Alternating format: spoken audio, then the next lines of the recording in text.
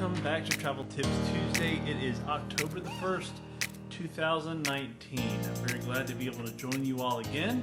There's a lot that's been going on in the Disney verse lately, and I wanted to go ahead and acknowledge one thing. I'm wearing my Epcot Center shirt, what is now the old logo. Last night was the last showing ever of Illumination's Reflections of Earth at Epcot. It was by far one of my favorite soundtracks that's out there. Absolutely love that show. Holds a special place in my heart for the many, many years that it was shown at Epcot. And tonight, actually, the new kind of temporary show called Epcot Forever premiered. Has a very infectious soundtrack. I was on a Facebook watch party earlier watching it with some people, and someone commented, my friend Matt Appleby, who's a fellow Travelmation agent, he's also over at the Imagineers podcast. So if you're looking for a new Disney podcast, check out the Imagineers podcast. Matt does a great job with that. But he commented, they need to start selling the soundtrack immediately, and I think they do. People would buy it up in droves. I'm sure there's a lot of nods to Epcot past, present. And also, hopefully, the future and where they're going. So some really cool things that they haven't done at a show there before in the World Showcase Lagoon. So I'm excited to see that hopefully in person one day. So make sure if you are going to Epcot soon on a trip to Walt Disney World to check out Epcot Forever over at Epcot, the Nighttime Spectacular there. It's a new show that's running for a little while until the more permanent show gets put in place. So you will not be disappointed. It is one that you will absolutely love. And if you want to check it out online, the Disney Parks blog broadcasted it tonight. I'm sure you can find some recordings, and other vloggers and podcasters and folks will be out there showing that for you. If it's not already up on YouTube now, it probably is. So make sure you look for that, Epcot Forever. It's going to be good. So tonight, I want to thank everyone that's been listening and tuning in week by week. This is a lot of fun for me. I enjoy doing this week in and week out, as I always say, and I truly do. So if you are listening to this on podcast, I ask you, please, please, please give me a rating. If you've never done that, if you're new, it's very simple to do, especially on Apple Podcasts. That's where most of our folks are listening from in the podcast world. So would love for you to let me know what you think. And let me know if there's something you really love, if there's something you disagree with. Let's talk about it, and would love to know, and would love to be able to interact with you. Also, I want to mention to you, and this comes as a piece of feedback from someone that messaged me. They're like, you should put all these things. This is my friend Ben Reed, that some of you listening may know. He's like, you should put all these things on YouTube. There's a completely different audience that is on YouTube versus Facebook Live. They're two different social media platforms, and they kind of serve similar purposes, but in large parts, they have a different reach out there. So I am in the process of uploading a lot of the Facebook Lives, the Travel Tips Tuesdays that have been going on for probably almost 2 years now. In its current form, it's been a little over 18 months, but in whole, it's been, I think, a little over 2 years. So this is, it's great, it's fun. So we're going to go back as far as we can. We're going to be putting some playlists together. So be on the lookout for that. Subscribe. You can go ahead and search for it if you want to, but there's not a lot there.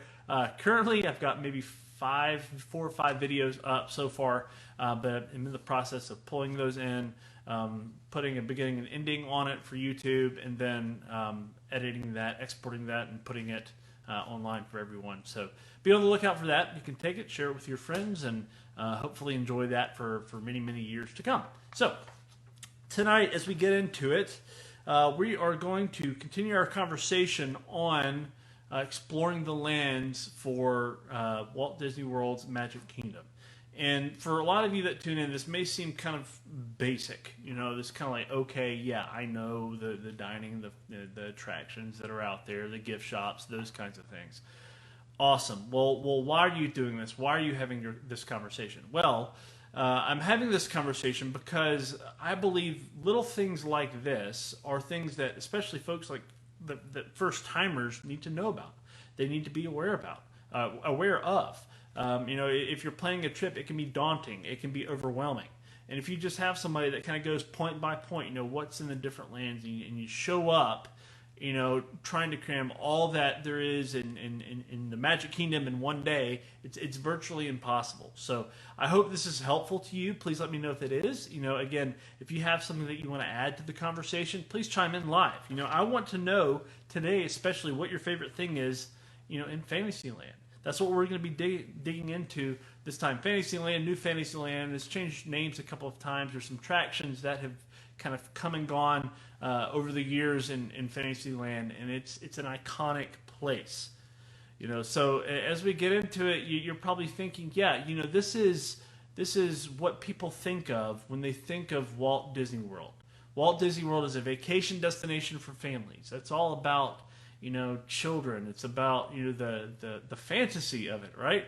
It's about classic Disney characters like Peter Pan, like Beauty and the Beast, like Snow White, and many others.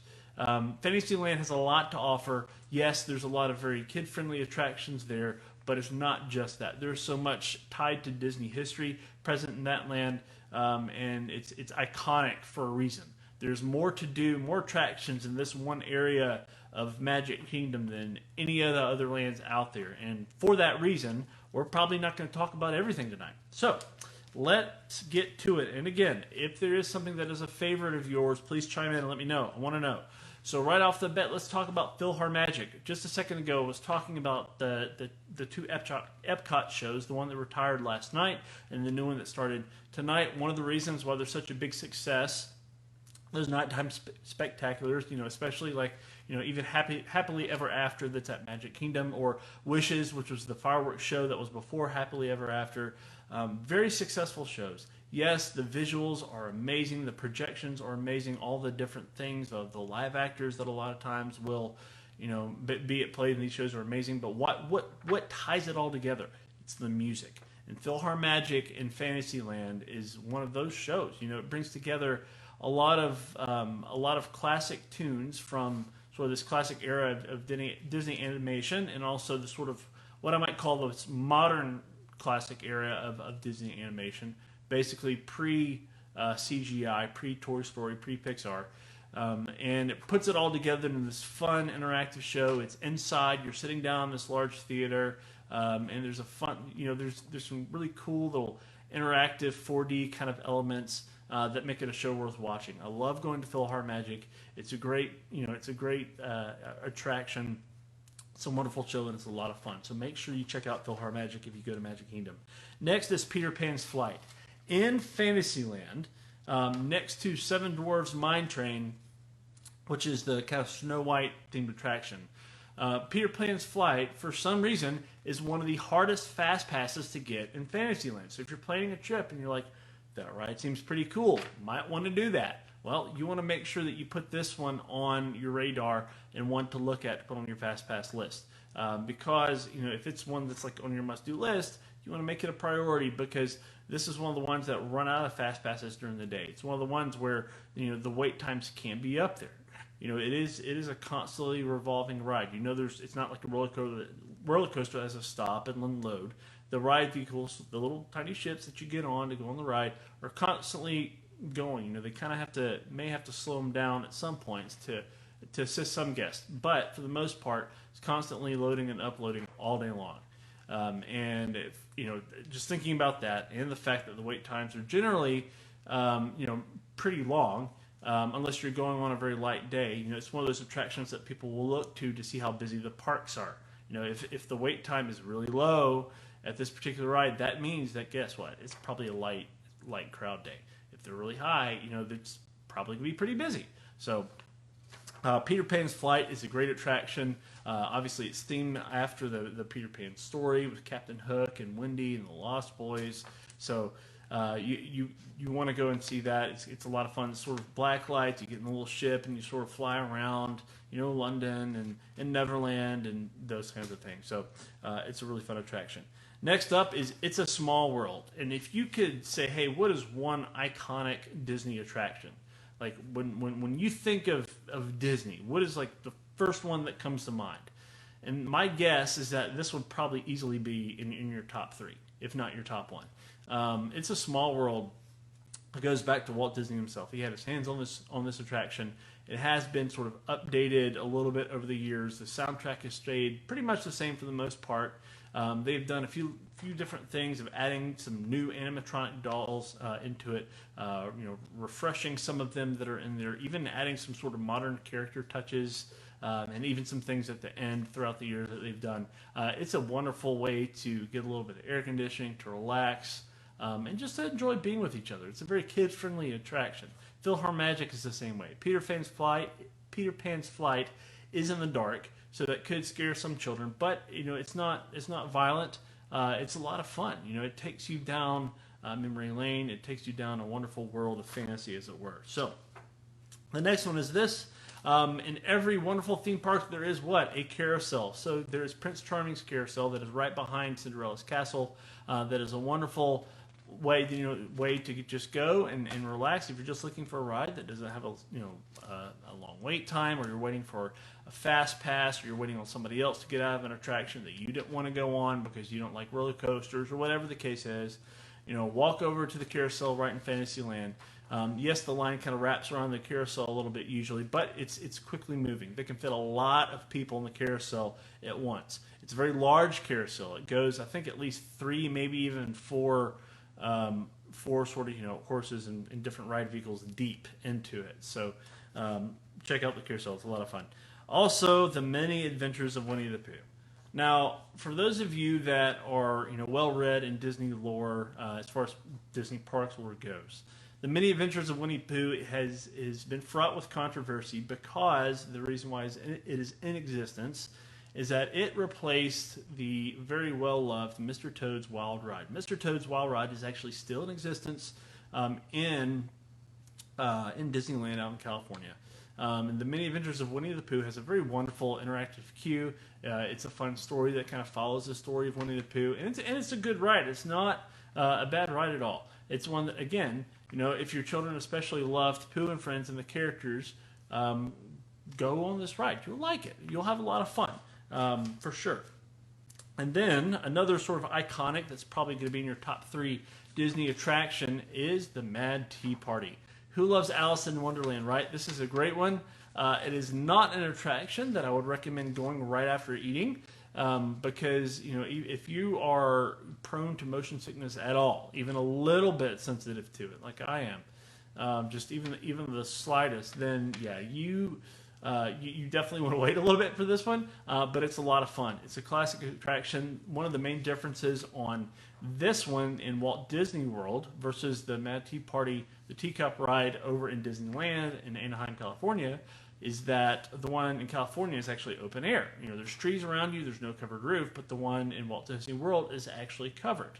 And one of the reasons for that is that it actually rains very frequently in Florida. Not a lot, all day long, but it rains frequently enough, maybe a couple of times a day during the rainy seasons, for a few minutes at a time. And this being covered will help keep this attraction open a little bit more. It's a fun attraction. It really is great. It's one of the ones that children love. So if you're going with young children, don't be so dead set on doing all the roller coasters and all the sort of fun things that you think are fun. Again, try to see the park through the eyes of your children. Ask them what they want to do.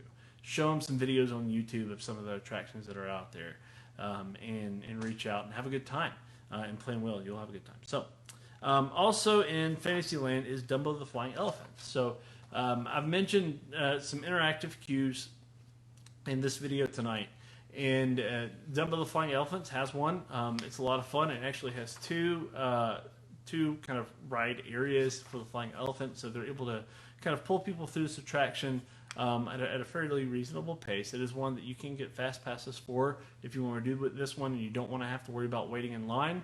At the same time, though, if there are some other attractions that are a higher priority for you, this is one that you could probably get later in the day. So if you want to do a ride like Seven Dwarfs Mine Train, or you want to do Peter Pan's Flight, or you want to go over, and do Jungle Cruise and Adventureland, or Pirates of the Caribbean, whatever it is, but you're like, it would be really fun to do that. This is one of those ones that you can use what they call a rolling force fast pass for. So once you are finished up with your first 3 fast passes in your queue, in your My Disney Experience account, once you've gone through those, you can add one at a time in one particular park. So be thinking about that. Also, this is a ride that you can go on if you're trying to think of something you can go on that probably won't be busy first thing in the day or later at night. This is that attraction for you, Dumbo the Flying Elephants. And then last on the attraction list is the Barnstormer. So if you're like, man, I really want to go to Disney World and I want my child's first roller coaster to be at Disney World. Well, they're not big enough to get on Seven Dwarfs Mine Train. They don't like the dark. They're not a fan of Space Mountain. They just want something short, something that's outside, and they want it to be Disney themed. So Barnstormer is a great attraction. Our pal Goofy has had his hands all over it, and this is a wonderful, very short roller coaster that you all will love. And it's just enough fun to get a little bit of thrill out of it, and it'll be over before you know it. So it's one that I think is definitely a good first coaster to go on if your children have never been on roller coasters. And I don't remember what the height requirements are off the top of my head, but I do believe, if I'm not mistaken, that they are lower than the Seven Dwarfs Mine Train and Space Mountain, which are the two other coasters at Magic Kingdom. So again, what is your favorite thing about Fantasyland and Magic Kingdom? Please let me know. I want to hear from you.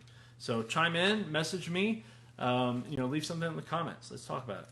So let's talk about dining in Fantasyland. There are a lot of dining opportunities, almost just as many dining opportunities as there are attractions in Fantasyland. This makes up a very large portion of the park. It's kind of just behind Cinderella's castle and sort of spreads out from the back side of the park. So that's pretty much all. Fantasyland covers a very large area back there. So we're going to go through a few dining locations in Fantasyland. We're not going to talk about all of them, but we are going to talk about a lot of them, and it will probably leave you hungry, because as I was making this list earlier, I was getting hungry just thinking about it. So, Cinderella's Royal Table. Cinderella's Royal Table that you've heard me talk about before, as my family had a chance to dine there this past May. It was a great experience. I believe there were about 5 different princesses that will come by your table. They are not rushed. Where a lot of times, occasionally princesses or characters of all kinds will kind of rush you through, especially if you're in a line with a photographer. They don't do that there. They will take your time. They will take their time. They will talk to you. You may even get to see them, more than once if you're there long enough. But again, the food comes out quickly. You won't be waiting long for your food. The food is excellent for breakfast, lunch, or dinner, regardless of which meal that you go. It is very, very good. And if you're nice, if you ask politely, they may even bring you out second. So, and this is also one of those places where, yes, there is a premium. This is kind of considered more of a signature experience. If you're on the dining plan, it does require 2 dining plan credits for table service. Quick service credits don't apply, but you can use 2 table service credits for this restaurant if you want to. And if you are making reservations for it, please be aware that your credit card will be charged in full, not just to on file to hold it, but it will be charged in full in advance. And if this is a reservation you want and you're planning a trip, this is one of those ways where honestly me as a travel agent can help you. I can keep my eyes out. I have a couple of different alert systems that I use to quickly get in and make reservations when those reservations come open. I was able to do it today for a family that is going to Magic Kingdom in about a week and a half. They're going there just for a family vacation, and they wanted a dining reservation, a character breakfast in the Magic Kingdom area, and was able to find them one at Crystal Palace where there were not any at all available. One popped open today, was able to grab that and secure that spot for their vacation. So now they're going to have a great character buffet meal with Pooh and Friends over at Crystal Palace, which is kind of in the Main Street area, and they'll love that. So we'd love to try and get you a reservation for Cinderella's Royal Table if that's where you want to go. It's a lot of fun. It's interactive. There's kind of a show sort of part of it where the sort of herald announces all the princesses as they come in. And anyway, you will love it. You get to see several of them. Cinderella, of course, right when you walk in, you get your picture taken with her. You'll see Sleeping Beauty. You'll see Jasmine, Ariel, Snow White, and I may be missing one, but I think that's pretty much it. So it's one of those things that will save you time also. If you have a child in your family that's like, I want to see a lot of princesses, I want to get their autographs in my book, This will save you time because you know what? You're not having to wait in line for all of them to come through. You're able to do that right there at the table, get your picture taken with them, and it's a lot of fun. So my girls really loved it. I've posted some pictures about it in the past. Would definitely not pass up Cinderella's Royal Table. It's one of those things that I think if you're a Disney veteran and you need to do at least once, this is likely to ever be your only trip to Disney, whether you're coming for from a very far distance or you've been saving up for a while. I would at least consider this because it is a great experience. And if you get a good seat right by the window, you'll be overlooking Fantasyland. You'll see the carousel outside and people walking around, and it's a lot of fun. So make sure you go to Cinderella's Royal Table. Let's go through a few of the others very quickly. Pinocchio Village House has pizza, pasta, and chicken nuggets. There's a Friar's Nook, which is open seasonally. It usually will have chicken baskets, hot dogs, house-made chips, and frozen beverages. There's Storybook Treats, which is a great place to stop off and get a quick treat. There is the Cheshire Cafe, and last but not least, Be Our Guest. If you're a fan of Beauty and the Beast, and you notice, hey, I'm in Fantasyland, that kind of looks like Beast Castle up there on the hill. That's because it is. Be Our Guest is a restaurant that is inside Beast Castle where you will get to dine in the Beast dining room, maybe even in the Forbidden Wing. But there are a few different kind of dining areas that are open. Sometimes, depending on the meal, you may not be able to get in all of them. There are some meals that are actually open for quick service as well. But there is a prefix menu that is now being offered at Be Our Guest as well at night. So please be aware of that the menu offerings and the type of table service, type of dining plan credits, rather, that you can use at this restaurant differ from meal to meal. So, and this doesn't apply to all of them, all the restaurants that are out there, but at this particular one, they're quick service earlier in the day, I believe for lunch.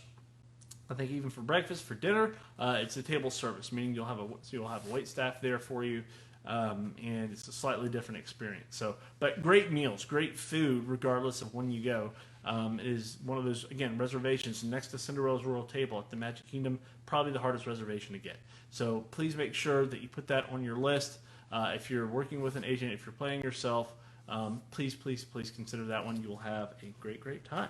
So tonight, there's been a lot to talk about in Fantasyland. I've kind of gone through some of it quickly. Haven't even touched on gift shops. I mean, pretty much at every one of those attractions that we talked about earlier, there's going to be some sort of gift shop within a stone's throw. So if you want to get a souvenir, a plush, Mickey or Minnie or Donald or Goofy or Daisy or what have you, if you want to meet a princess, there's a lot of those opportunities out there.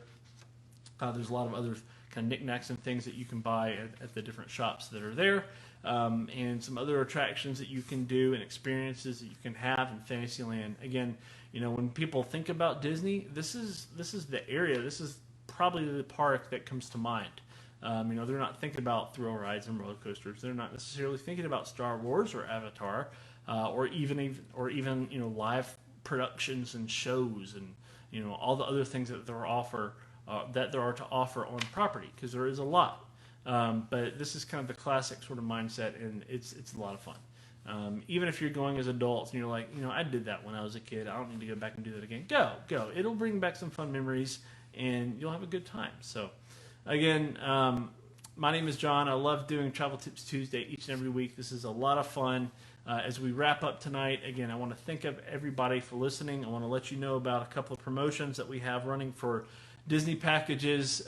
We just had a couple that ended at the end of September, but there's one that still has some availability, and that is the Ultimate Christmas Package. If you're looking for an extra special Christmas experience at the Walt Disney World Resort, where some of your meals are already taken care of, where you have a really cool hotel, and you have some extra special, kind of almost behind the scenes kind of experiences, the Ultimate Christmas Package is an experience for you. It is kind of a prefix sort of package price deal that comes together. You can add on some park days to your tickets and stuff like that. But it's a great opportunity for you to experience in a different way, that gives you almost a certain level of luxury in a way. But it's not just that. There's more to it than that. So please make sure you consider that if you're thinking about going this December. and you have not booked your trip yet. And next is for other stays, you can actually save up to 20% off hotel stays in Walt Disney World this holiday season. So if you've not booked your trip in November or December yet, go ahead and do it. There's some opportunities out there. I would love to help you. I never charge anything extra for my planning services, and I want to make sure that you are taken care of, that you get the best deal out there. There are occasions where, I will even say, I will try and find a lower price for you, which honestly means I will earn less commission, and that's fine. Because I want you to have an experience that you don't regret later on, that you don't feel like was a waste of money. And that's just me being honest with you. So if you do have any questions about Disney, I would love to help you. I would love to walk through that with you. If you want to think about a cruise or a land tour or another experience that's out there that you're dreaming up and you're like, I want to do something really special, I don't know what, let's dream it, please talk to me. I would love to walk through that with you and figure something out and help you plan a wonderful, wonderful experience. So again, thank you all so much for joining me for Travel Tips Tuesday. The gift card offer I've been talking about is also still active. I'll give you a free gift card if you do book a Disney trip this November or December. So that's that. But yes, thank you for joining me for Travel Tips Tuesday. It is a ton of fun. So message me. Let me know if I can help. We do hope you'll have a magical rest of your day. Bye-bye.